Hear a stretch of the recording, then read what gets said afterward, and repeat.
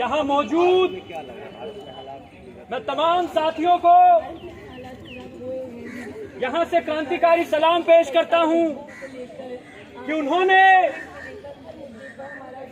यहाँ पर आकर आज श्रीलंका में जो हालात बने हुए हैं, श्रीलंका में जो मेहनत का सावाम संघर्ष कर रहा है, उसके लिए यहाँ पर एकजुटता में यहाँ पर प्रदर्शन किया है कि वहां पर श्रीलंका में जो आम आवाम है, जो मेहनत कश आवाम है, उसकी बात को सुना जाए, उसके अधिकारों को कुचला नहीं जाए।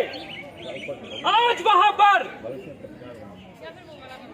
श्रीलंका में जो स्थितियां हैं पिछले 100 दिन से बहुत ज्यादा भयानक हो चुकी है और उसके कारण वहां की जनता को, और मैं ये कहूं कि पूरे देश की जनता को अपनी सरकार के खिलाफ सड़कों पर उतरना पड़ गया है। और उनका संघर्ष केवल सड़कों तक नहीं है, वो राष्ट्रपति भवन में भी है, वो प्रधानमंत्री आवास में भी है। ये दिखाता है वहां की त्रासदी, ये दिखाता है वहां की सरकार की तानाशाही कि किस तरह से पिछले 22 साल से, जब से ये राजपक्ष परिवार सत्ता में है, उन्होंने आपस में बंदरबाट मचा रखी है। कभी महिंदा राजपक्ष प्रधानमंत्री बनते हैं तो कभी राष्ट्रपति बनते हैं, कभी कहते हैं मेरा छोटे भाई तू भी राष्ट्रपति, राष्ट्रपति हम ही खेलते हैं। बेसिकली वहां खेल चल रहा है। जनता के मुद्दों पर, जनता के अधिकारों के लिए वहां पर नीतियां नहीं बनाई जा रही हैं, वहां पर सीटें बांटी जा रही हैं। कभी राष्ट्रपति होते हैं, कभी प्रधानमंत्री होते हैं, और इन सब में वहां की आम जनता है, जो मेहनत कश जनता है, वो पिसती चली जा रही है।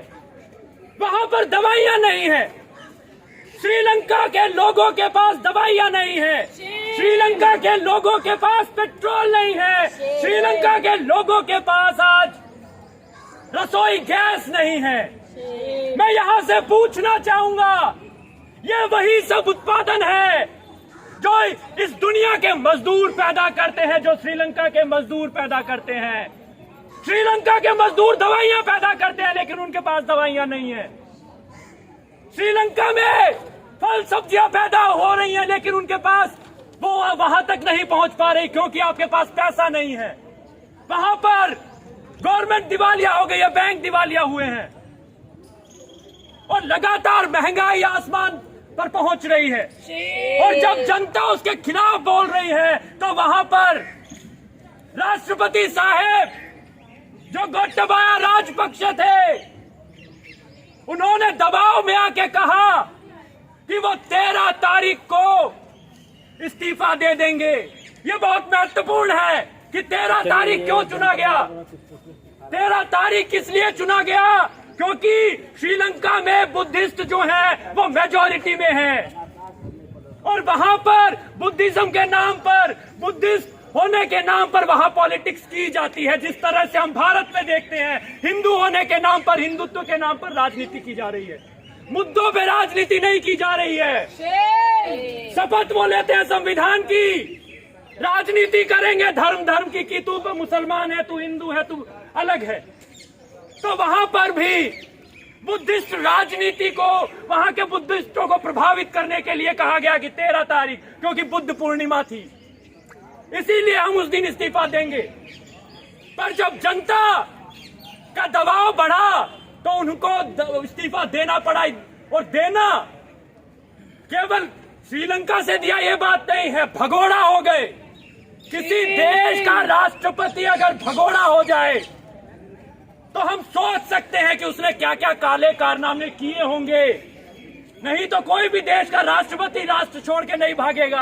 अरे भैया, आपने तो राष्ट्र सेवा की थी कथित रूप से, आप क्यों भाग रहे हैं? यानी उसे मालूम था कि उसकी जो नीतियां थी वो जनता विरोधी नीतियां थी, उनकी जो नीतियां थी वो जनता का दमन करने वाली नीतियां थी। और यही कारण है कि आज श्रीलंका में केवल 10% परिवारों के पास वहां की 70% संपत्ति पर कब्जा है। की 50% से ज्यादा आबादी के पास केवल 4% संपत्ति है, जो दिखाता है, संकट को दिखाता है वहां के गंभीर, कि कितना गहरा संकट होगा कि 50% लोगों के पास, जो इस पूरी अर्थव्यवस्था को वहां की चला रहे हैं, उनके पास केवल जीने तक के साधन नहीं है, उनके पास साफ पानी नहीं है, उनके पास खाने को बेहतर खाद्य पदार्थ नहीं है, वो बस महंगाई की मार झेल रहे हैं। और इसी से त्रस्त होकर वहां की जनता को सड़क पर आना पड़ा। और लगातार वहां जो राजनीतिक क्राइसिस चल रहा है, हम कहते हैं कि हमें हमेशा बताया जाता है कि लोकतंत्र है, हम अपने नेता चुनकर भेजते हैं। मुझे लगता है कि लोकतंत्र के बजाय प्रतिनिधित्व तंत्र कहना चाहिए, क्योंकि वो प्रतिनिधि हैं जो जाकर हमसे वोट तो लेते हैं। भारत में भी देख लीजिएगा, वोट तो हमसे लेते हैं, पर अमीर अडानी होता चला जाता है, भारत का गरीब और गरीब होता चला जा रहा है। भारत के लोगों को कहा जा रहा है नौकरी मत मांगो, भारत के लोगों को भी इसी तरह से कहा जा रहा है कि अरे रोटी मत मांगो। ये यहाँ वहां की राजनीति और यहाँ की राजनीति में भी हमें समानता दिखती है। तो वहां पर जो संकट था लगातार गहराने के कारण, जो मैं कह रहा था कि आपने वहां पर बंदर बाट मचाई हुई है। माफ कीजिएगा, ये विक्रम सिंघे कुछ दिन पहले तक प्रधानमंत्री थे, जिनके पास कोई मैंडेट नहीं है, जिनके पास प्रधानमंत्री होने के लिए कोई वोट बैंक नहीं है, वहां की जनता ने उनको नहीं चुना, पर आपस में विपक्ष पक्ष पता नहीं क्या है, या पक्ष और विपक्ष दोनों चलाए जा रहे हैं, वहां के पूंजीपतियों के द्वारा नियंत्रित किए जा रहे हैं। जिस तरह से भारत का पक्ष विपक्ष नियंत्रित किया जाता है अडानी अंबानी के द्वारा, उसी तरह से वहां पर विक्रम सिंघे को पहले प्रधानमंत्री बनाया जाता है, अब कार्यकारी प्रेसिडेंट बना दिया गया है, जो अकेला एमपी है। यह कितना हास्यास्पद है कि वहां पर आज दो तरीके की पावर काम कर रही है श्रीलंका में।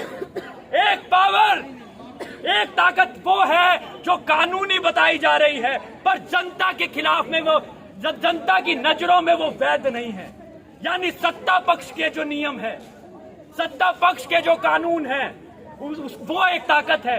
दूसरी ताकत वहां जनता की ताकत है, जो सड़क पर है और सड़क से आवाज उठा रही है कि हमारी नीतियां हम बनाएंगे। हम उस कॉन्स्टिट्यूशन को नहीं चाह रहे जो पहले बना हुआ था, क्योंकि वहां पे प्रतिनिधियों को भेज दिया जा रहा था, 225 प्रतिनिधियों को, और उन्होंने लगातार हमें अमीरों के लिए काम किया। वो वहां से आवाज उठा रहे हैं कि आप जन संसद बनाइए, असेंबलीज बनाइए लोगों की, और वहां से कंट्रोल होंगी चीजें, वही नीतियां वहां से पास की जाएंगी। वहां पे हम मांग करते हैं आज के धरने से और उनको सॉलिडारिटी देते हुए कि निजीकरण को खत्म किया जाना चाहिए। आईएमएफ के जो भी कदम श्रीलंका की तरफ बढ़ रहे हैं, आईएमएफ का जो भी कर्ज श्रीलंका के ऊपर बताया जा रहा है, उसको निरस्त करना चाहिए। हम यहां से मांग करते हैं। हम दूसरी मांग करते हैं कि वहां की जनता के हित में वहां पे सहकारी समितियां बननी चाहिए, ताकि वहां के आर्थिक जो अर्थव्यवस्था है उसमें बदलाव हो सके, वहां पर अर्थव्यवस्था में लोगों की भूमिका हो।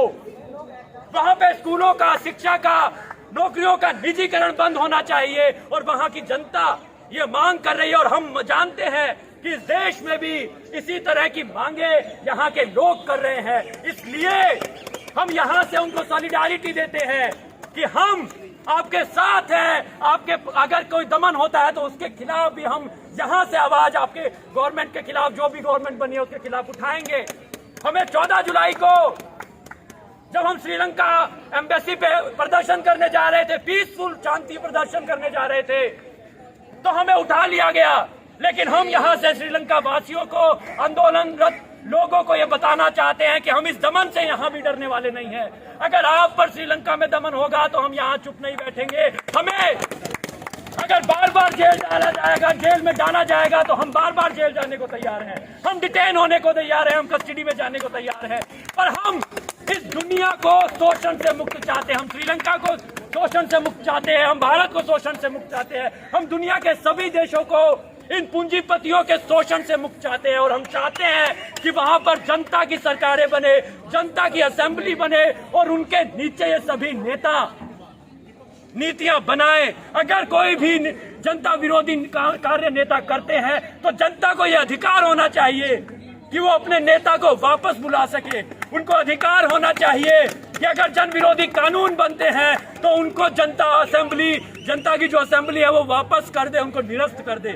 तो यहीं से मैं अपनी बात खत्म करना चाहूंगा और इस संघर्ष में श्रीलंका के संघर्षरत लोगों के साथ अपनी आवाज से आवाज मिलाने के लिए आप सभी से गुजारिश करूंगा कि आप जोर से नारा लगाएं, श्रीलंका के साथियों का संघर्ष जिंदाबाद, जिंदाबाद जिंदाबाद, श्रीलंका के मेहनत कशों का संघर्ष जिंदाबाद, जिंदाबाद जिंदाबाद, श्रीलंका के साथियों का संघर्ष जिंदाबाद, जिंदाबाद जिंदाबाद, श्रीलंका में दमन नहीं चलेगा, नहीं चलेगा।